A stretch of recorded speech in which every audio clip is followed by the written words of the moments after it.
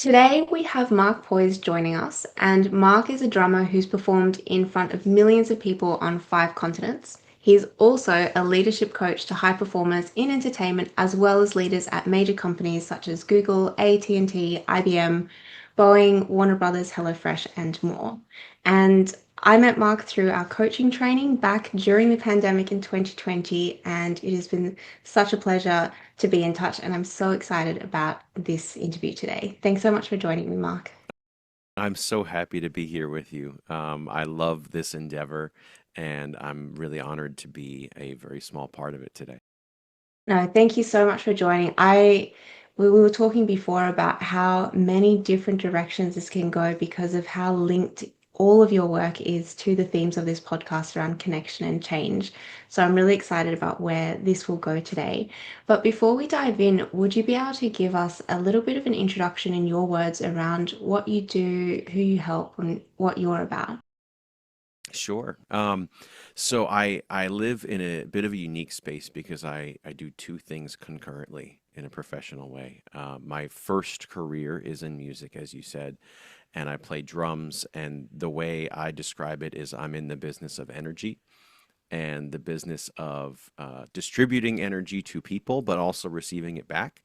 So from a very early age, my early teens, I thought in terms of connection and collaboration and transference of energy and all of that because I lived in that space. That was the thing that lit me up the most. And I've been very fortunate to have a great career with all that. And at the same time as life has evolved, there's always just catalysts for growth, and we get pushed in uncomfortable ways or called in exciting ways. And so 5 nearly 6 years ago, I made the official step to pursue professional coaching as well, and that's how you and I connected. So in my work as a coach now, what I like to say is that I serve leaders and creatives to embody presence, resilience, and clarity so that they can make an impact in the moments that matter most. And what I like Mm. about that is it communicates the importance of a moment. And that's something that, like I said, as a performer, I got a very good understanding of the power of a moment and how it is something that we share. It's never just our own. And so to me, these two seemingly different career paths are actually much more connected than they might seem on a surface level because I'm always in tune with those energetic levels of connection and collaboration and shift and flow and all of those things. And the coaching work has become the most meaningful, and yet somehow music, for better or worse, it just has a hold on me, and I'm not done yet. So, so I keep playing, and the phone keeps ringing, keeping me from coaching full time. But it sounds like both of them are so complementary, as you said, and they're so connected, and you're still very much in tune with the energy in both these spaces, which I really like how you describe that. And you mentioned your focuses are on like presence, resilience, and clarity. How did you get to that point of distilling like those are some of the three most important elements? You mentioned like the importance of a moment, but there are many sort of words that could be describing leadership. Why are those three important for you? I decided to go back to many of my clients, and some I had gotten testimonials from, others I just started another conversation with to look for what are they saying they're getting out of our time. Instead of me telling the world what I want to do, this is my grand plan. Let me just ask others, what are you perceiving? What have you taken away? What has shifted for you? And not everyone used those exact words, but it really surrounded that. And what I love about that is I was like, these are the things that they're really hard to prove that you have. They're not empirical things, and yet they really are critical. Whether it is leadership in a position of power or whether it is leadership in a sense of authentic living, those are prerequisites to be able to navigate life and life on earth in a Mm. way that is sustainable and is one that we can be proud of, hopefully. and that's fulfilling in the long term. Mm. One thing that I really admire about you is how you embody these as well and how you show up. And I've been really interested in hearing about your transformation because, moving from music to coaching is, as you said, on the outside doesn't necessarily look that related. And I'm sure there was a lot of transformation in that. Can you speak a little bit to, I guess, your own transformation and the lessons that you've learned from that? So many. I when I think about some of the biggest things that have happened to me to change me along my journey.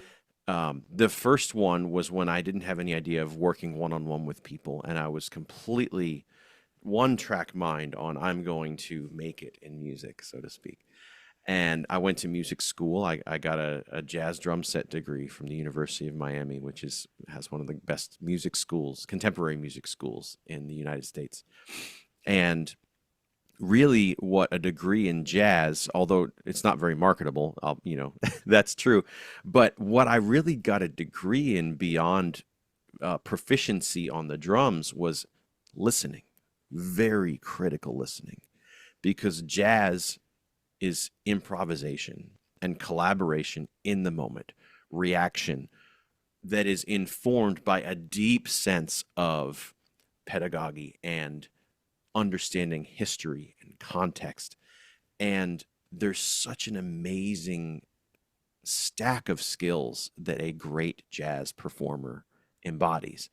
And so learning to become a great listener was probably the first one. And that's not what a kid who wanted to play drums for a living was expecting. But I started to notice it in myself. And what I love about listening is it's a skill that it is not perishable. I refer to perishable skills as, let's say, if you are a runner and you're always running competitively and you hit your really good time, if you take 6 months off, you're going to have to build back up to it. That's perishable. But listening is one of the few things that it never goes away. Once you get a certain sharpness, it tends to stay lifelong.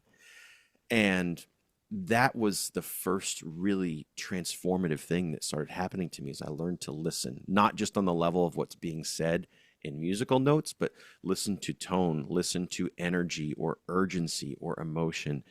And that's something that continued to inform me, not just as a professional, but as a person. Um, mm, Alongside that, I think, like all of us at different points in life, there have been catalysts of either great things happening or really painful things happening. One for me that I don't mind sharing because it is something that too many people are familiar with is I lost my father in 2017, and he passed from ALS, which is sometimes known as Lou Gehrig's disease, and it's a terrible, terrible disease that there's just a lot of suffering involved. It's not just terminal; it's a path of suffering until you get to the inevitable end, and that was really hard. And it also caused me to look harder than I had ever looked for how to answer hard questions and look for perhaps maybe not certainty, but clarity in areas that I hadn't quite had it because I didn't need it enough until those really big things would happen. And so that opened me up, long story short, years of searching and just looking to support myself, but it opened me up to a lot of things that are my favorite topics now, like meditation and somatic practices and Eastern spirituality, whether that's mysticism within Christianity or Buddhism, Zen, or Vedanta, whatever it might be. And really being sort of a not the first person some would expect as a professional drummer to be so into these really deep contemplative practices, but also experiential ones because mm, meditation is also an experiential practice as much as a contemplative one. Um, and I think that over time, those things plus a few others, they just kind of stack up, and we start realizing I'm not remotely the person I was, and that's not just speaking of age or surface level preferences. And when you and I met, even another huge catalyst for nearly everyone on planet Earth was the pandemic. We met the week that the world completely shut down. I say met digitally. We've still never been in the same room in person, and someday that's going to change. It's wild. But we formed a friendship at the peak of uncertainty in a generation. Mm. And I think each of us can relate to that as a moment of catalyst. So I think each of these, I really relate to the idea of there being a possibility for post-traumatic growth, not just post-traumatic stress. And fortunately, I read something not too long ago, someone else talking about that. I've rather ignorantly kind of used that phrase on my own loosely and just applying it to myself. But it seems that there's something there. There are opportunities to leverage really bad things in a good way if we're careful and we're delicate about it and we're motivated by the right things. So that's just a few. But I'm an open book, and we could, unpack anything you'd like to. Yeah, and I really like that the first one that you mentioned is that listening and the connection with jazz, because again, it's this, drawing connections and lessons from on the surface seemingly quite different things, but even those early days of music feed into not just who you are now, but your ability in the coaching space too.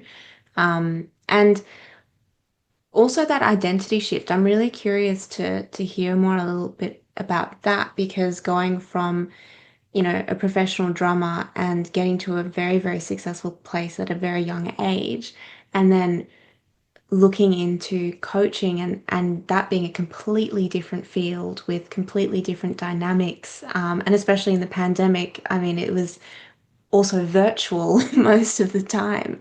How did you sort of navigate that identity shift, and how does that inform how you support others with their shifts in identity? I love this question. What a powerful one. I began with the most stereotypical sense of identity of any musician, which is I am what I do. I am my performance. And that motivated me to get very good at performing. And that also carried a huge shadow side. And there is Mm. a bill to pay when you have that shadow side so strongly activated. Um, and so for me, the a series of things led me to basically agree to suffer a lot if I'm only my playing and I'm only my performance and I'm only maybe the audiences that I play to or the my peak moment in front of a crowd. Um, I don't need to go into all the lists of ways that leads performers down dark paths. But what I almost did during the pandemic was take that and move it over to I'm a coach. I'm going to be coaching and this is going to be great. And I'm going to be transformative for people and help them, define X, Y, and Z for themselves. And that's another form of what I refer to as seduction. It's all just a seductive story. And what I've gotten to now and what I try to stay anchored in is I am. Not even I am Mark Poiesz, not even I'm Mark. I am. I am the awareness that navigates life on earth from this tiny little point. And that is separate from any work achievement or it's separate from any failure or disappointment. And that is a connection to the kind of presence that is so primary of importance to me and basically all the work that I do right now. That sense of I am. And we don't need to put any Mm. modifiers to that. And that as a sense of self is something that I am really comfortable with because it's somehow very malleable and um, it can be anywhere and do anything. And it's also kind of nothing at all in the best of Mm. ways. Because if we're not much, then what can be threatened or what can be taken away from us? And that's Mm. that's the most resilient sense of self that I have ever found, and that I don't know that it gets any better, but I do work every day to maintain just that and not add to it, not add modifiers. Oh, I am because I'm also a father, and I'm also a husband, and I'm also a son, and I'm a friend. Many things, but none of them All of them are reductions from the I am that I have and that you have and that anyone listening to this also has and can relate to. Mm. And that sense of self is clearly very grounding and grounded. And I personally believe that that sort of sense of self is really important in being able to work with and especially lead others, especially through change. Can you tell me a little bit about your thoughts on the inner work and leadership and maybe how that relates to presence that you were touching on before? Mm. Yeah, I on the leadership front and helping to cultivate change, I think Mm, that a sense of self that can get big, that's when we get into dictated change or just power dynamics. When there's a different type of leadership, and I don't need to tell you this, but just speaking toward that idea of authentic living and mm, really aligned self. And that tends to be something that looks a lot like leadership because a leader will lead when it's time and they will follow when it's time. They see no difference between the two. They are all doing what is right in the moment, just providing what the moment calls for. And I think that sense of non ego presence is one of the best tools a leader can have because when there's criticism, it doesn't need to be taken personally. It can be taken for exactly what it is, just as important as it is. Not like brushed off, but as important as it is with all the depth involved without any sense of personal attack or threat. And that's really freeing to be able to take some sort of action if needed based on it. And also when things are going really well, when change and transformation are incredibly successful, the big trap is that we blow up our own sense of self as so responsible for it and I'm so great when really that small sense, that patient sense of presence that I am that I was talking about, that one can just feel satisfied with it and not need to take any ownership of it, and it's ready for the next emergent thing that calls for attention, and we can move to mm, that. We don't need to get an award or some recognition for what went great any more than we needed to avoid criticism when something went wrong. And I feel like it, in an odd way, showing up in that way of really unconditional presence is the ultimate like protection because there's no mm, one there to be threatened. There's no one there that can truly be threatened. And there's also no one who is in any danger of inflating an ego either. We just are. Here we are. mm, And I know that that's sort of idealist when it comes to the way leadership actually plays out in the world. But I think it's so important that it can't be skipped mentioning because mm, any of us can fall into, I think it's the structure of the human brain. We just fall into the me, I, me and you, us and them. I mean, gosh, if we just look on any of the social media platforms or in any of the news stations, it's all about opposing sides and opposite ends of a spectrum and two people debating or two people arguing or bunches of people killing each other. And it's that sense of self and other self. And that's such a cause of problem instead of one that says we. Because at the end of the day, everything we're doing, we are actually doing together. Not just you and I mm, right now, but the listener is joining us for this, even if it's not live. And if we take Carl Sagan's pale blue dot, I don't know if you're familiar with that, the image of Earth from space, and he says, "Here were all the wars. Here were all the births and the celebrations and the birthdays." Yeah, we're doing it all in one tiny little speck. If you think about it, there's no different sides. We're just all mixed up in one bowl of being and living. And the less we can cling to some sense of power self, the better off we are to be able to just flow in that. How much need do we have to argue, really red faced argue with someone that we think is wrong if we can just be patient and understand maybe if they're wrong, am I going to be the one to change their mind? Or how can I support the growth of their awareness in a new way? What does this actually have to do with me? Is it my place to do Mm, this? Is it my place to condemn someone that I disagree with? Or is it my place to take some dramatic action? And sometimes it is, but I think we all jump too quickly to act like we should just be grabbing a flag and running into battle on every topic in every situation. It's sort of, I guess, me preaching the virtues of staying in that non-modifier sense of self. I am, mm, not I am this. I am a participant in this political party or this religion or a citizen of this place. And we get into all these opportunities for conflict when we do that. If we're mm. willing to keep it broad, if we have the courage to keep it broad, suddenly we are remaining as part of the we that's actually here.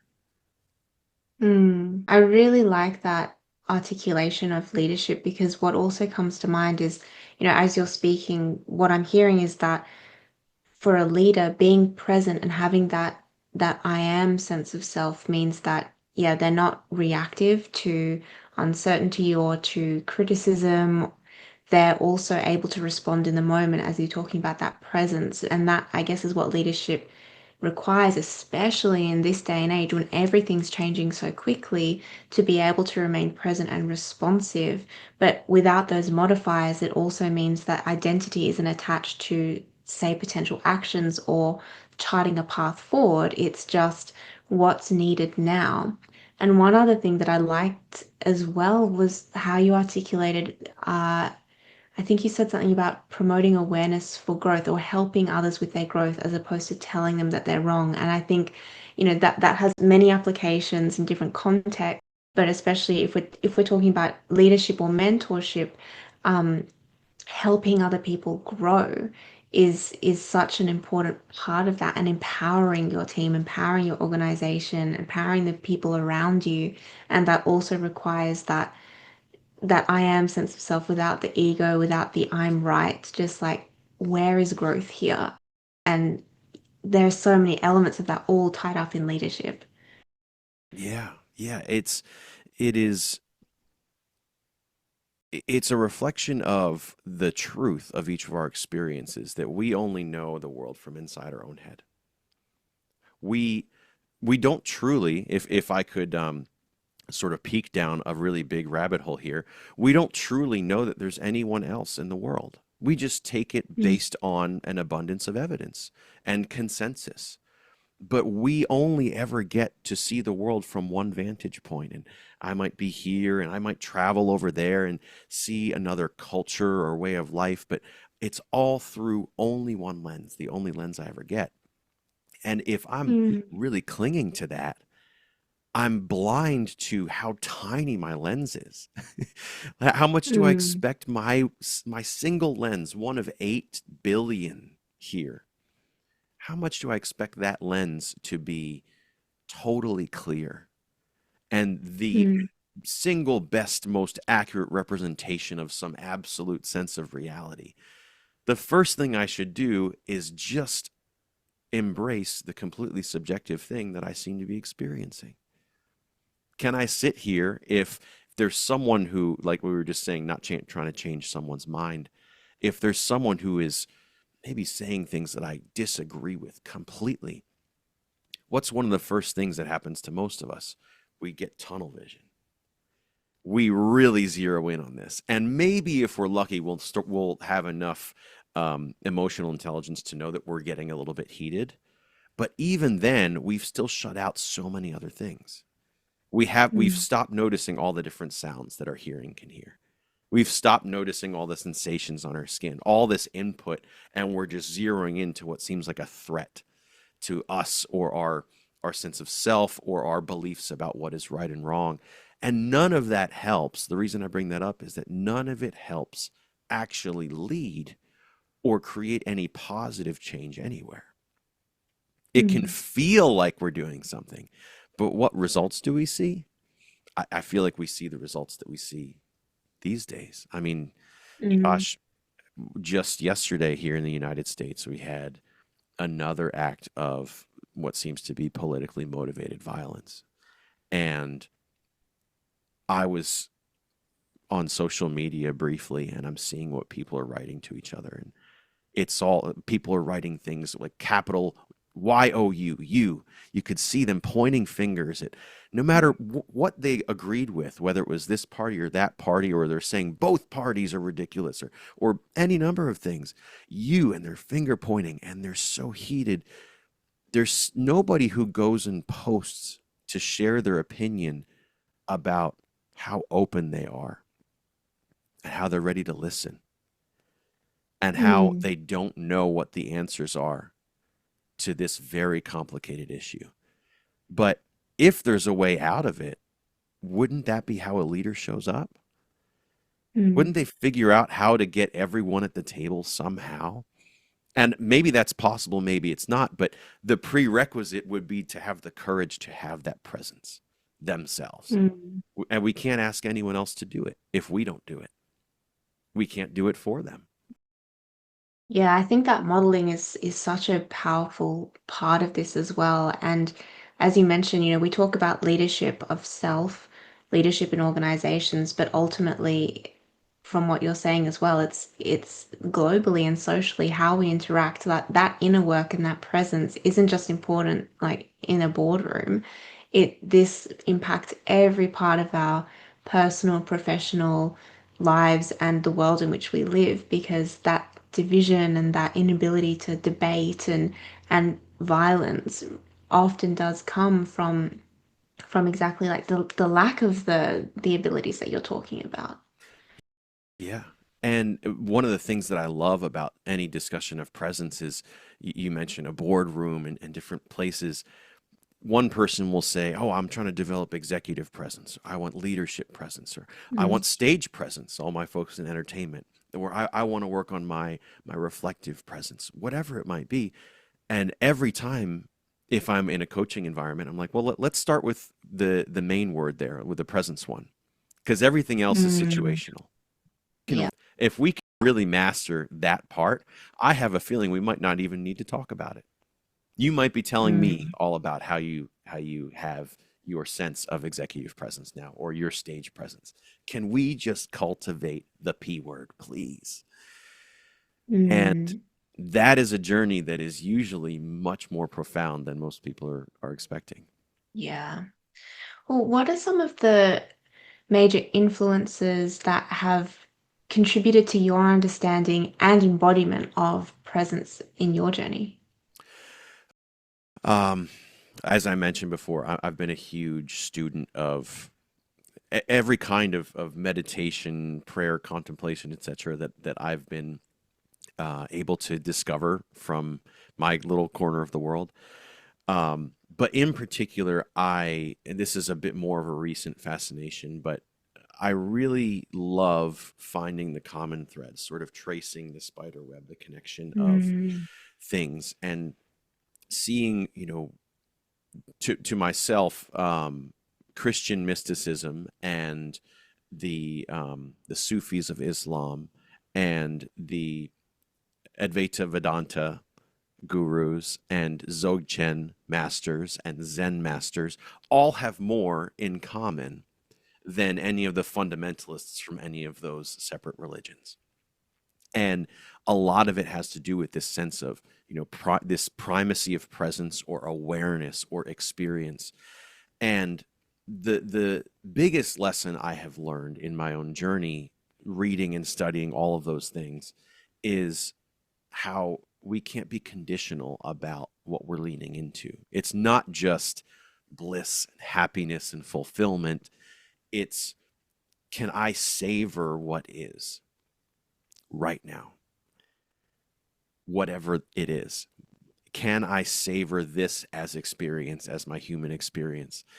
Can I take a breath of air and sip it like a fine wine? Not because it smells good, but because it's right there. It's right here, the very edge of my experience. And can I, let's say I'm in pain or I'm sick or I'm cold or hot, can I really savor and lean into the sensations and thoughts and feelings that go along with that? Or do I push it away and I say, no, I want the bliss and I want the happiness. I want enlightenment and awakening. No, if you want to eat at the table, you eat it all. And really trying to, first catch myself when I am trying to push something away, but also I've learned that it's a skill to be able to savor those things that may not be so savory.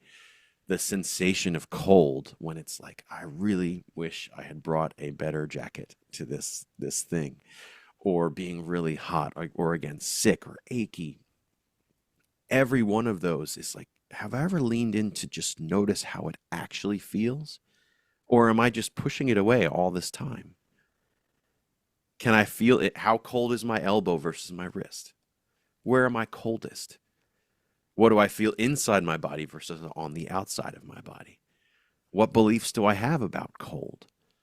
You know? And that sort of unconditional leaning into experience is the thing that I don't want to sound as I talk as if I've mastered this at all. I have not. What I have finally accepted, I've been beaten over the head for 40 years as a human being. What I have finally accepted is that I cannot reject things. I can't Mm. just be looking for the good. I should be just as captivated by whatever shows up in my experience before I label it as good or bad or exhilarating or terrifying. And that has been a source of transformation for me. And I've also learned that I do my best work there too. As a coach, Mm. if I can just lean into whatever the moment is, instead of what so many of us in any helping profession do sometimes, how is this going? This isn't my best. I should have handled that differently.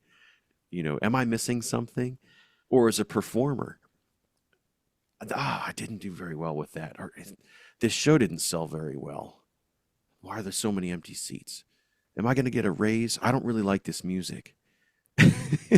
Just the constant running of thoughts, and just to say exactly this.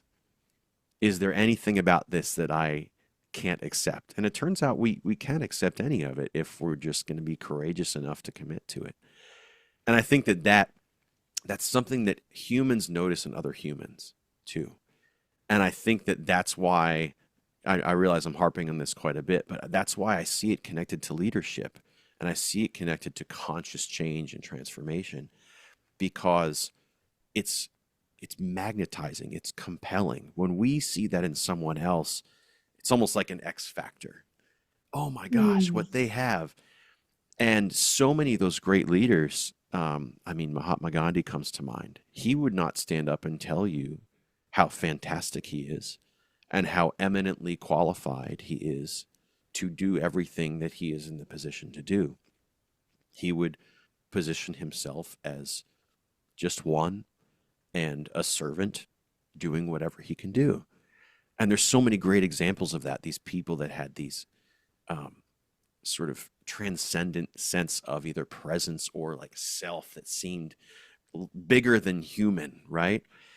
We tend to see it in other people, and if we have the courage to do it ourselves, then it's almost like they look to us as a role model. And if we can lean into something hard, maybe they can also do it, but never because we said, lean into the hard thing.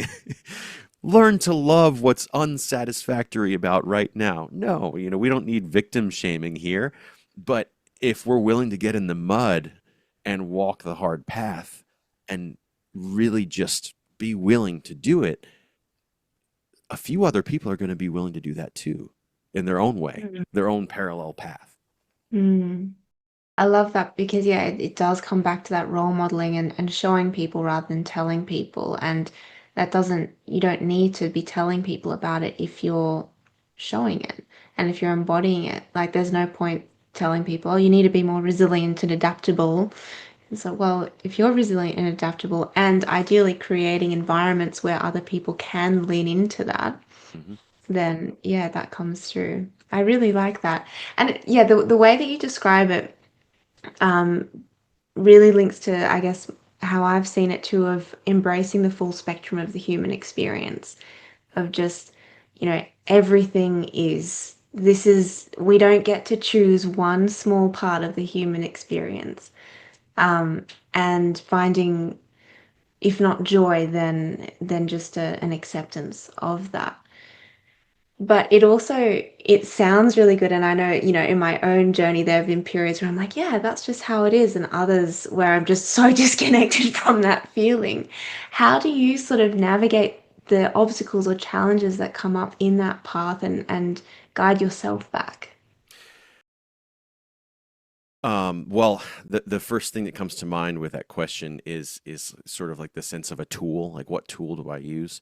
And something came up for me not too long ago on this front that I have been using every time I need it, and that's how quickly can I laugh at this or some aspect of it, some aspect of situation or my own approach to it or the interaction thereof.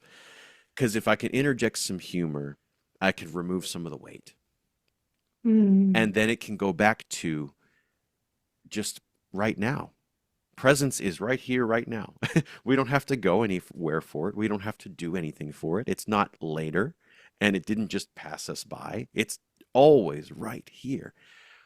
And if things feel heavy, it's almost like we start looking for it everywhere and we can't find it. mm, But once it's light again, if we can just laugh and, not to be irreverent, but the more quickly I can laugh at myself in a way that is, not putting myself down, but just lightening things, the quicker I can just come back to the place that, let's be honest, the place I've always been, right here mm, and now, same place you are. There's never been a moment of our lives that you aren't exactly where you are here and now. And mm, we can turn it into a boogeyman of stay present in the here and now. And that's just another trap of things. And you see me smiling as I say that because right away I'm like, that's funny. It's really funny. And if I can laugh at myself and these sort of unconscious tendencies, I tend to just kind of come back. I tend to like let go of things a little bit and I come back. And I notice that with coaching clients too. Obviously, interjecting some humor into certain conversations is a very delicate thing. But wherever there's a chance to, we have to seize it between coach and client because that is our reset the breaker on whatever's mm, going on. Can we forget this sense of heaviness and go back to the lightness that's sitting right here if we would just notice it again? We can pick that up later. Maybe it won't be so heavy. And that sense of it kind of implies something that is a bit radical and doesn't always apply, but that this sense of if there's a problem to solve, it will be there. Does it need to be right this second, or can I attend to this after 20 seconds of just letting myself lighten a bit? Does it have to be today, or can it be next year? What if we never get to it? Could I live in that world? Well, I might have to if that's what happens. Can I address any resistance in myself to that outcome and just say with a light heart, well, I'll try to do what I feel is right here.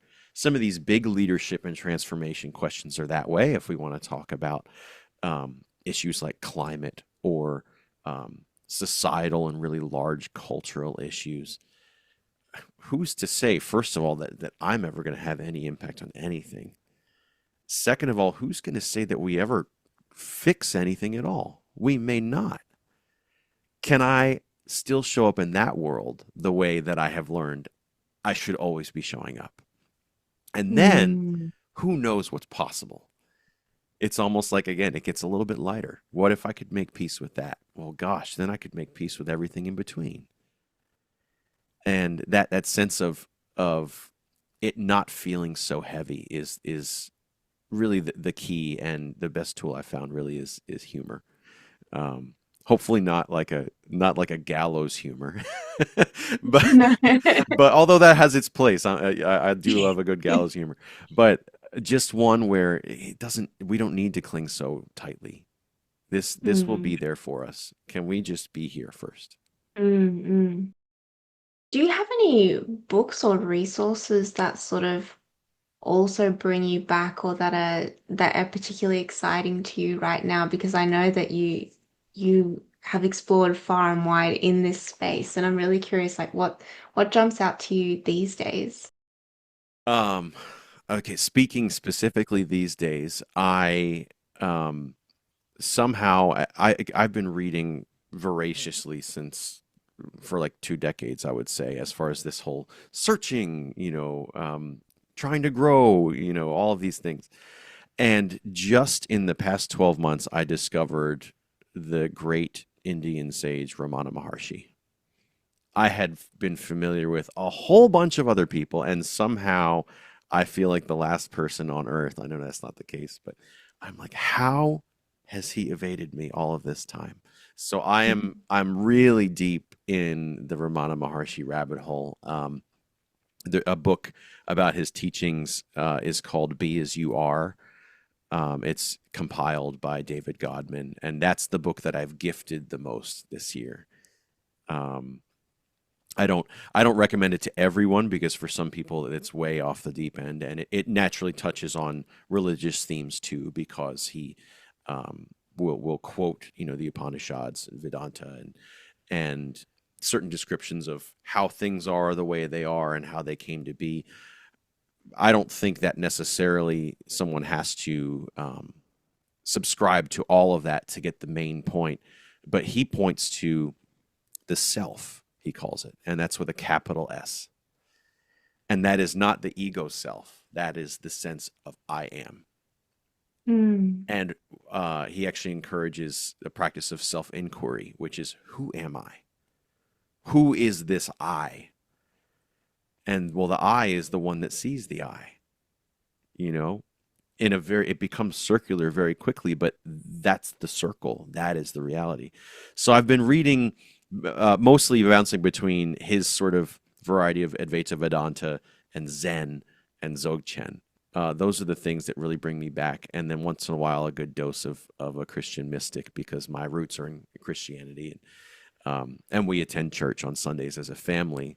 That's the framework that I know best and can help my daughter navigate. I think as a baseline best. Um, actually, I had grabbed some books in case things were to come up. Could I read you a couple paragraphs from this sort of like lineage of things? Yeah, please, absolutely. This is another one. It's called "Being Aware of Being Aware" by Rupert Spira.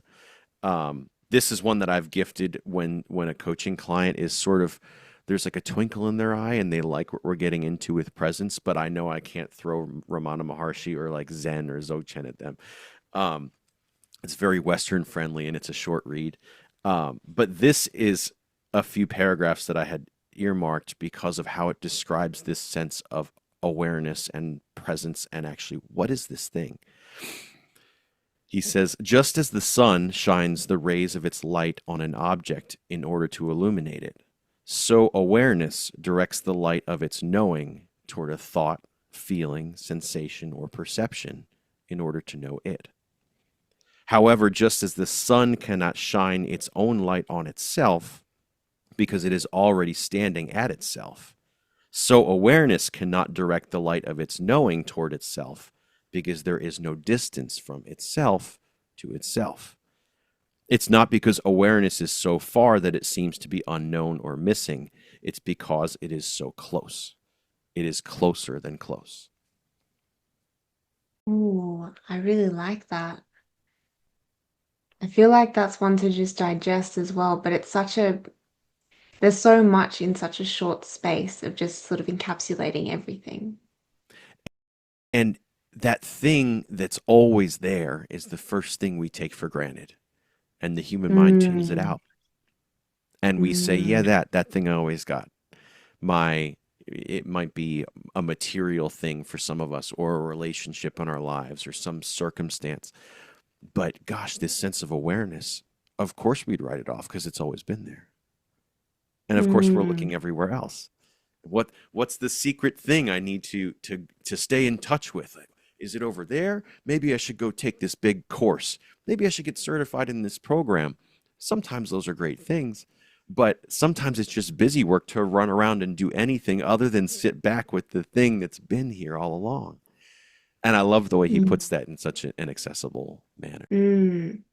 Yeah, and what you're saying of, yeah, that busy work and going out and searching, and oftentimes, people will, the seekers, that there is a lot of looking outwards when actually there's a lot. It's all here. It's about uncovering.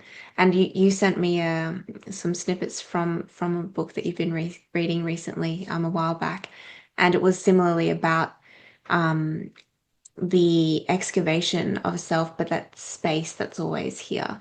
I'll see if I can find it in case I can share it as well. But yeah, the thing we seek being here all along is a Yeah. nice encapsulation of it. And that's leadership. Leadership is Mm, supposed to interface with what is. And from what mm, is, we can move toward what we want to create, right?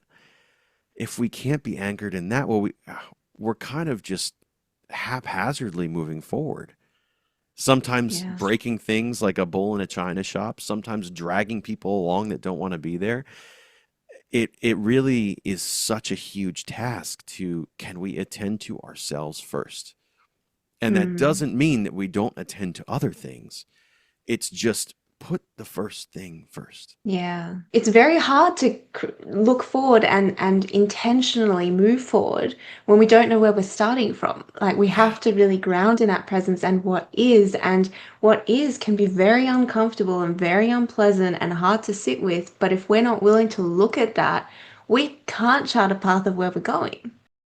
Yeah. It becomes just a bunch of escapism. Yeah, busy work, as you said as well. Yeah.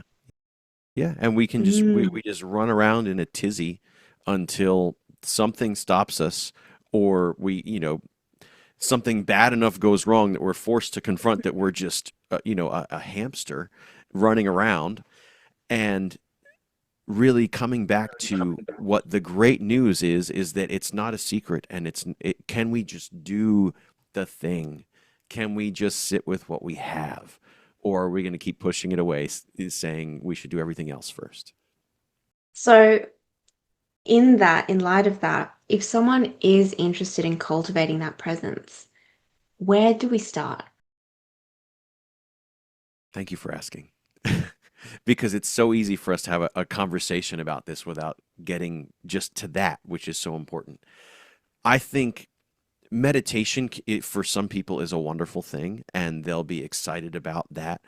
um, for other people it feels maybe difficult, or am I doing this right, or I'm not sure what to do.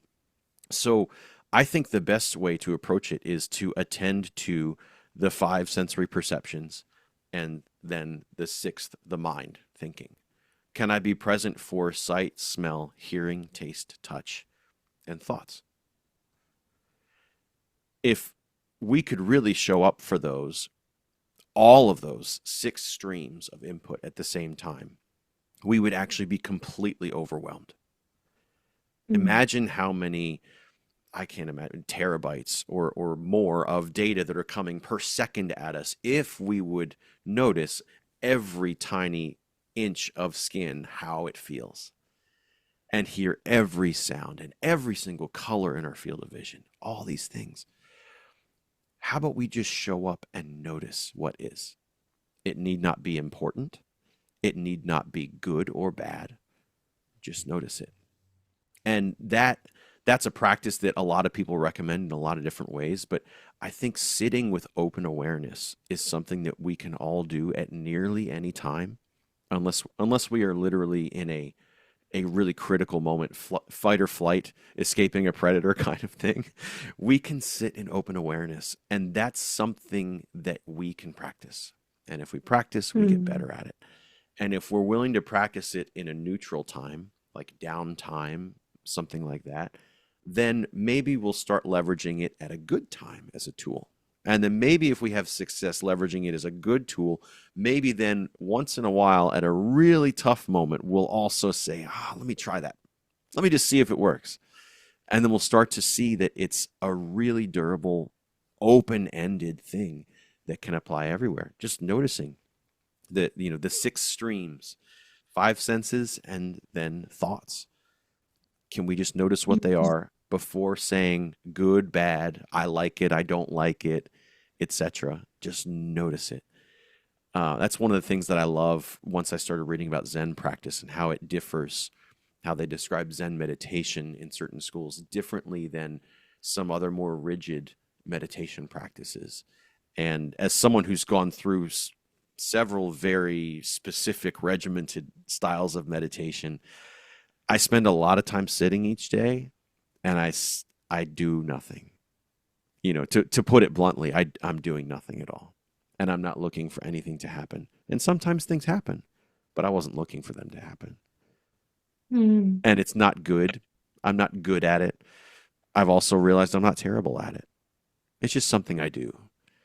And then it tends to impact me in profound ways in the rest of my daily life. Mm. And I really like that you highlight that and share your practice as well, because, it really contrasts what we're saying is like the busy work and running around in circles of, the way that our society sort of our society values busyness and constant movement, but it doesn't necessarily mean that we're going anywhere or that we're conscious of where we're going. And so there does it, from my reflection on myself too, of like there is a deconditioning required to slow down and to be okay with not being busy constantly, but knowing that it's actually such a valuable use of time, perhaps an investment if people want to think of it that way. But that slowness and cultivates an intentionality that is so much more powerful and more effective than just running in circles and in who knows what direction we're going. Yeah. But it is that shift as well of, being okay to slow down. And I think that, if you live in the modern world, that's going to be a thing to unlearn. Yeah. Our world is pulling at us more than ever. One of the things that I disagree with that I hear a lot is about like change in the world because to me change has been that's the only constant, right? However, the number of ways we can be pulled at is really evolving. Someone posted that I saw today online that it's not natural for a human being to witness something terrible and horrible one minute and then supposed to be laughing at another post 1 second later. And I completely agree. That's a type of stimulus that we did not encounter until only very recently in human history. And this idea of can we just sit back with what is? Things will get done. Things will be done. We will be active inevitably, one way or another. We don't need to spend 6 hours a day in some sort of retreat. I mean, that sounds kind of amazing, but I've never gotten to do that. Yeah. but to reorient ourselves to what is first. And then Mm, from there, if our task is collaboration, well, we're starting from the best place. If our task is mm, leadership and heading toward transformation, well, we're starting from the best possible place. And like you said, the idea of starting with, well, where are we actually? So that it's mm, not a bunch of fantasy thinking, that it's actually informed and it's grounded. mm. And I like how you describe it as reorienting. It's a very intentional um, establishment of where we are now. Yeah. And if you were to leave everyone with one message, what would that be? Because I know we've gone so wide and so broad, and I could keep on this for a very, very long time, but I'm conscious of your time. And yeah, there's so much in this, but if there's one thing that you'd like people to take away from our conversation, what would that be?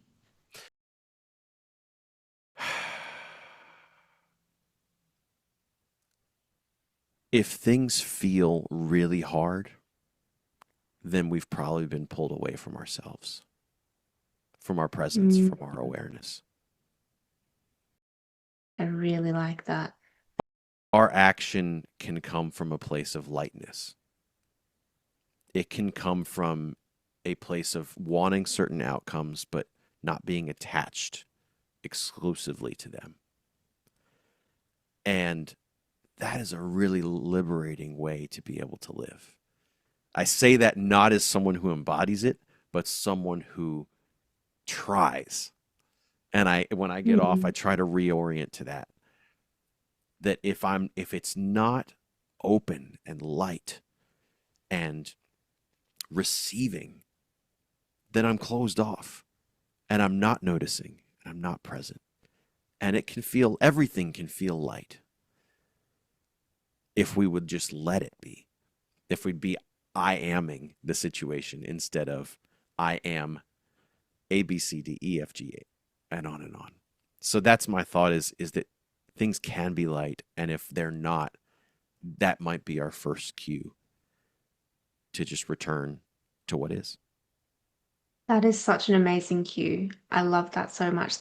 I just want to ask you as well, Mark. So how can people find you? Yeah, thank you for asking. They can find me first at www.markpoiesz.com. That's Poiesz. That's probably a good catch-all because I have links to all the various socials, Instagram and LinkedIn and YouTube and everything. I have a little bit different kind of presence in each one. But they can go there, and if anyone were even moved to want to reach out to me, all that's possible through there too. So that's what I recommend. Thank you for sharing that, Mark. And thank you so much for joining me today on this discussion. I really, really enjoyed the chat and I can't wait to go over it again as well because there's so much to take from this. Thank you so much for your time today. Yeah. Thank you for creating this space and giving the space that we could explore some of these too. I think it's a pleasure to do it, and I think many people can benefit from their own kind of conversations like this. So thank you. Thank you. Oh, the pleasure's all mine.